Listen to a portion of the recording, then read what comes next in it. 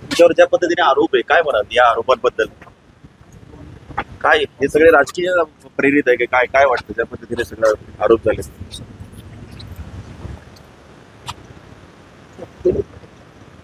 भानुदास मुरकुटे यांच्यावरती अत्याचाराचा एक गुन्हा दाखल झाला. काय साधारण हा प्रकार आहे आणि काय कारवाई यामध्ये पोलीस काय करतात? आमच्याकडे काल दिनांक 7/10/2024 रोजी एका महिलेने तक्रार दिली की आरोपी यांनी वेळोवेळी वेगवेगळ्या ठिकाणी नगर जिल्ह्यातल्या काही ठिकाणी आणि मुंबई दिल्ली इथे लैंगिक अत्याचार केलेले आहेत आणि त्या अनुषंगाने गुन्हा दाखल करून सदर आरोपी यांना काल रात्री 1:35 श्रीरामपूर इथून अटक केलेली आहे.